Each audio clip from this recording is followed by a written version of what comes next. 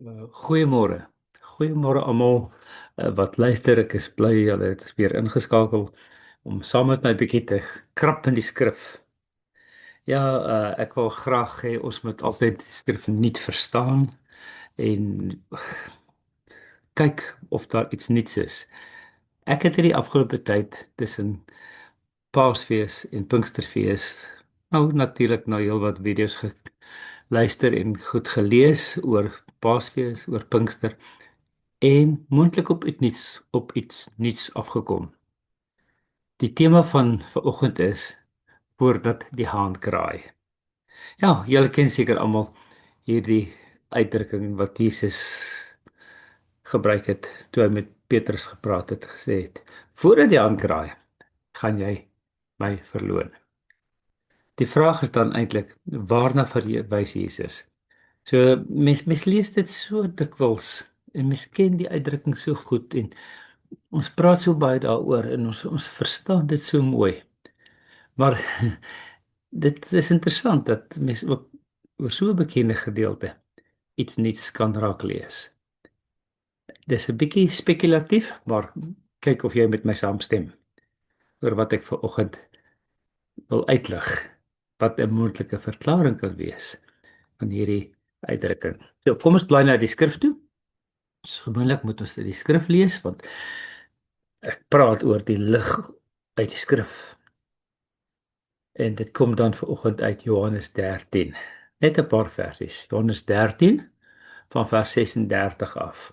Gaan ek vir ons lees. 36, 37 en 38. Johannes 13. Simon Petrus vra toe vir Jesus: "Here, waarheen gaan U?" Jesus het hom geantwoord: "Waarheen ek gaan, kan jy my nie volg nie, maar later sal jy volg."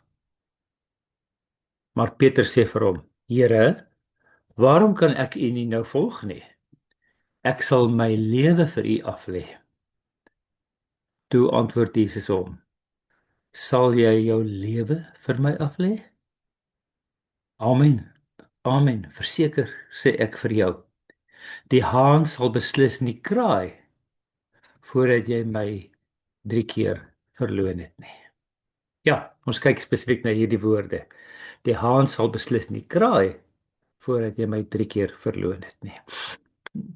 Nou die vraag is, waar was die haan wat gekraai het? Waar was Jesus hulle, né? Onthou Jesus, dit gaan oor Jesus se verhoor voor die kruisiging. Hy was daar by die tempel, hy was by die paleis van Caiaphas. En waar was die haan? Het hulle hoenders daar aangehou? Hoe het dit gewerk in Jerusalem? Nou ek het nou hierdie paar interessante dinge raak gelees. Maar voordat ons nou bietjie in detail daarna gaan kyk, kom ons kyk net na die dagindeling. Dit is interessant in Markus 13 vers 35 word daar verwys na die dagindeling. Want hier gaan dit eintlik nou oor die grondeienaar wat gaan terugkom en ouens gaan onkant vang of nie onkant vang nie. Wat as jy gereed is die Here terugkom of nie? Dis die gelykenis waaroor dit gaan. Dan staan daar in Markus 13 vers 35. Bly daarom waaksaam, want jy weet nie wanneer die eienaar van die huis kom nie. Teen die aand, om middernag of teen hannekraai of vroegoggend. So dis die indelings van die nag, né? Op ander plekke lees mens ook van die nagwake, né? Dit was die soveelste nagwaak gewees. So onthou hulle aand, hulle dag het teen 6:00 begin, teen 12:00 middernag, teen hannekraai 3:00 die oggend en dan 6:00 die oggend het die dag gedeelte van die 24-uur dag begin. En daarom kry mens baie keer verwysings ook na die 6de uur of 9de uur in die ou vertalings en dan moet mens dit aanskuif want hulle dag het by 6:00 begin in ons moderne tyd. Ja.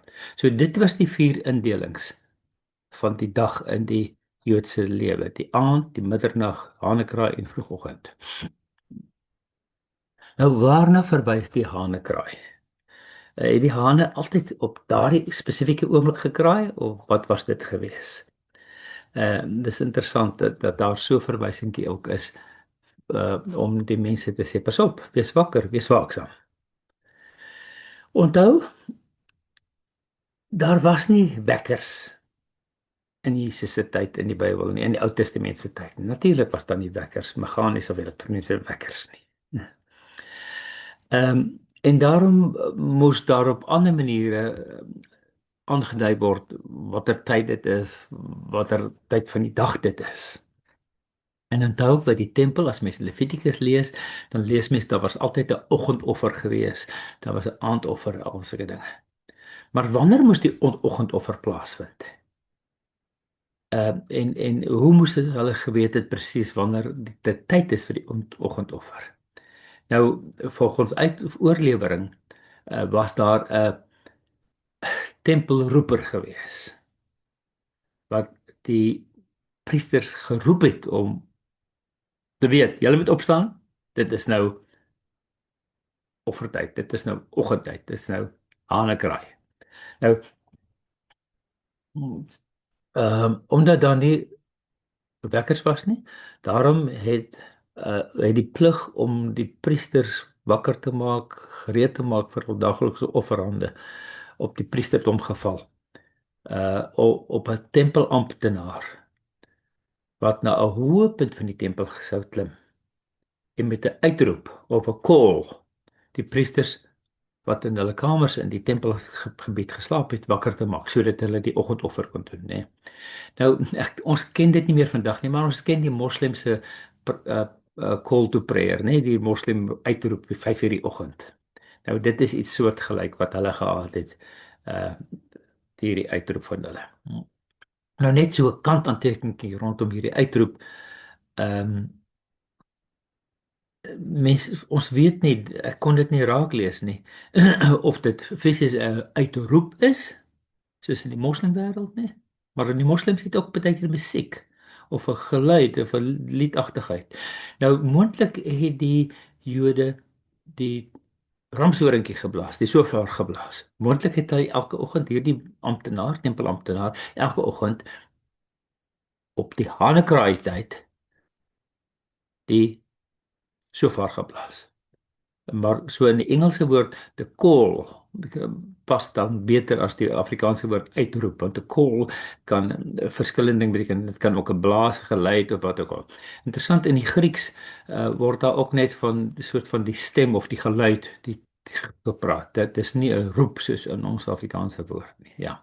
So daar was 'n oproep, 'n call om op te staan, gereed te maak vir die tempeloffer, vir die oggendoffer by die tempel elke oggend gewees. Nou moontlik was hierdie oggendroep rondom 6:00 gewees, want dit is wanneer die daggedeelte van die 24 uur dag van die Jode begin het, né? Die aand 6:00 het die dag begin en 6:00 die oggend het die daggedeelte van die 24 uur dag in die Bybelse tyd begin. Nou hierdie hanekraai, soos ons dan in Markus gelees het, of die geroep van die haan soos ons hier in Johannes gelees het, het 'n paar interessante verwysings in die Bybel. Nou hierdie man wat die oproep moes doen, wat die roep moes doen, is 'n gawar genoem. Nou die Hebreëse woord gawar, ek ken die woord van my Hebreëse vertalingswerk as 'n man, as 'n held, as 'n dapper held, as 'n hero. Hy's 'n man wat iets moet doen. Maar hierdie woord gawar is ook 'n woordspel met die woord haan. So as 'n ou gawar genoem word, kan hy 'n hero wees of hy kan 'n haan wees. En lyk my hulle het hierdie woordspel spesifiek gebruik om te sê dis die uitroep van die gawar om die dag aan te kondig. So aan die een kant is hy die man wat dit moet doen, maar aan die ander kant is hy soos 'n hoenderhaan wat in die oggend die dag aankondig. So dit is soort van die agtergrond van die term. Maar waar kom hierdie gawar woord vandaan? Nou onthou, die Nuwe Testament is in Grieks geskryf.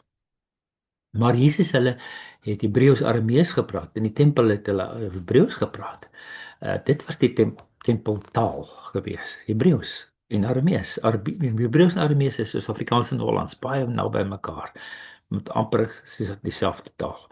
So Maar die Nuwe Testament is in Grieks opgeskryf sodat die hele wêreld die taal van daardie tyd kon lees, want Grieks was die wêreldtaal op daardie stadium.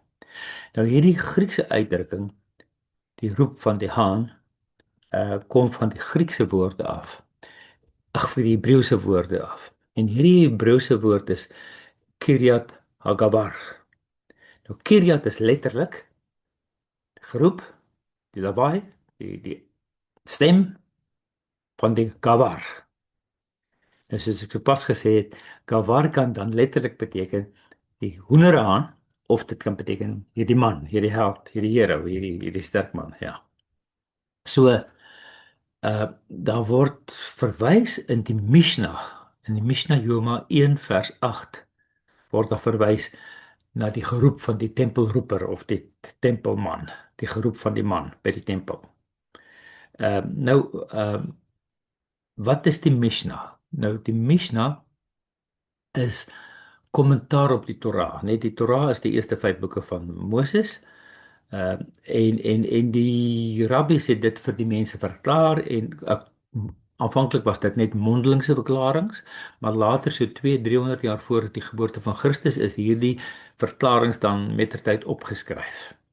So in hierdie opgeskrewe verklaring van die wet van die Here, van die woord van die Here, die Torah, is die Mishnah genoem. Nou soos ek nou net gesê het, in die Mishnah in Joma 1 vers 8 word daar verwys na hierdie Kiryat Hagavar, die geroep van die man by die tempel. So daar is al klaar dan 'n moontlikheid dat hierdie Gavar waarna Jesus verwys het, moontlik net 'n uitdrukking kon wees van die tempelroeper. Die hanekraai man, die ou wat vroegoggend almal moes wakker maak. Goed. Maar dis nie net waar daar verwys word na hierdie hanekraai nie. In die Mishnah traktaat Bava Kama 7:7 word daar ook na die tempelroeper verwys. So, het Jesus na regte hoenderhaan verwys of na die tempelroeper? Nou kyk net wat staan daar in hierdie Mishnah traktaat Bava Kama 7:7. Daar staan: daar mag geen hoenders in Jerusalem aangehou word nie, want hulle sal die offers onheilig maak, want hulle skrop en hulle vreet enigiets. En hulle sou moontlik die kosher voedsel onrein maak. So daar was 'n verbod op hoenders in Jerusalem rondom die tyd van Jesus gewees. So hoenders was verbode in Jerusalem. Dis die een stukkie agtergrondkennis wat ek wil uitlig. Maar daar is nog 'n ander interessante stukkie agtergrondkennis. Nou, julle het seker al gehoor van die dooie see rolle, né? In 1947 tot 57, in daai 10 jaar, het hulle duisende rolle en boekrolle ontdek in droë grotte daar rondom die dooie see. En hierdie dooie see rolle het hulle dan mettertyd oopgemaak en uitgehaal en begin lees en vertaal. En in een van hierdie dooie see rolle, een van die grootste rolle, hy word 11 Key 21 genoem. Dis nou maar sy tegniese naam. Rol 11 Key 21 is die tempelboekrol. En in hierdie boekrol word die tempelreëls en regulasies baie mooi uiteengesit, spesifiek vir die gemeenskap van Qumran. Want hulle was 'n baie toegewyde groepie gelowiges, Joodse gelowiges gewees. En in paragraaf 3L 1 tot 5 handel dit oor die verbod teen die aanhou van hoenders binne die stadsgrense van Jerusalem. Dit beteken dit beklemtoon die streng reinigingswette, hierdie stukkie, hierdie paragraafie, beklemtoon die streng reinigingswette wat deur die Qumran gemeenskap nagekom is, veral met betrekking tot die heilige stad Jerusalem.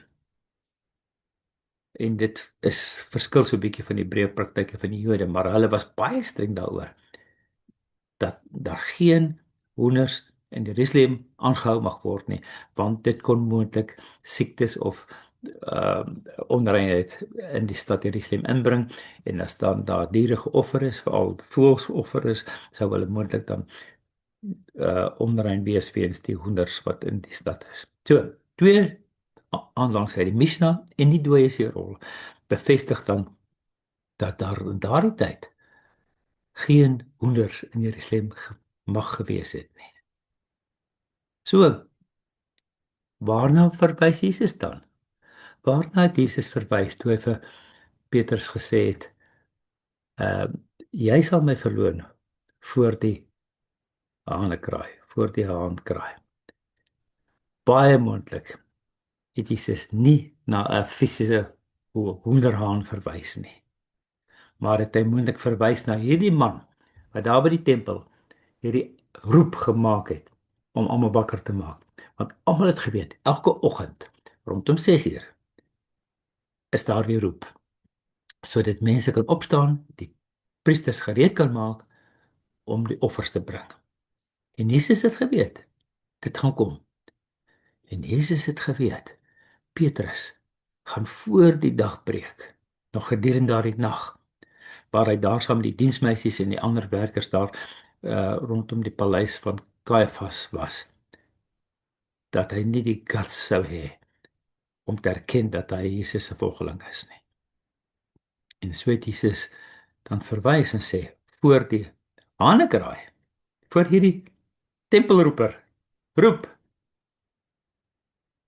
Ek wil amper sê, voor die call to prayer, voor die call to sacrifice, gaan jy my verloon. Nou moet julle mooi verstaan, deur te sê dat dit nie 'n fisiese hoenderhaan is nie, doen wil ek glad nie afbreek doen aan die skrif nie. Om die waarheid te sê, ek dink ek wil die skrif beter verstaan, dieper verstaan. Ek wil iets uitlig wat ons nie geweet het nie, ten minste wat ek nie geweet het nie. Want hier is hierdie gebruik waarna die Joodse geskrifte verwys en ons het dit net nie geweet nie. En nou begin ons die dinge raak lees. Die ou geskrifte word gelees en vertaal en raak bekend. Die internet help natuurlik daarmee dit goed bekend word. En 10 teen 1 het Jesus dan vir Petrus gesê: "Voordat daai tempelroeper roep môreoggend, gaan jy my verloon." So ek wil nie afbreek doen aan dit wat Jesus gesê het nie. Ek wil net bevestig dat kultureel kan mens dit dalk in 'n ander situasie plaas. Dat dit nie 'n fisiese hoenderhaan is nie, want daar was ten minste 'n paar reëls en regulasies wat gesê het hoenders is nie toegelaat in Jerusalem nie.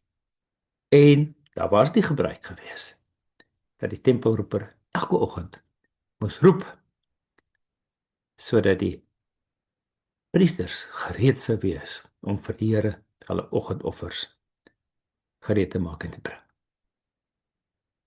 Ek hoop dit maak vir jou iets nuuts oop.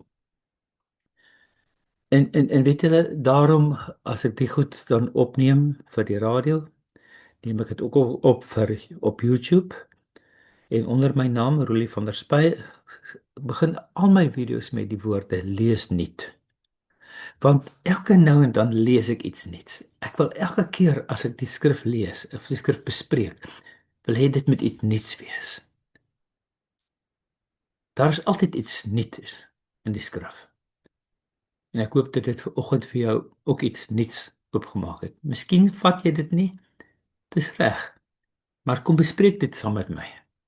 Dink saam met my daaroor. En besef net, daar is so baie in die skrif wat ons nog nie weet nie. En dat die skrif, as ons dit regtig mooi lees, regtig mooi bestudeer, altyd iets nuuts kan bring. Ek wil afsluit. Soos ek gesê, dit is nou die tyd tussen Paasfees en Pinksterfees. Nee, verlede jaar het ek gepraat oor die tel van die omer gerwe. En dit is letterlik die 50 dae van Paasfees na Pinksterfees. Die Jode het getel en ons tel dit vandag nog. Die Nuwe Testament het dit getel. Ons tel 50 dae af van Paasfees na Pinksterfees.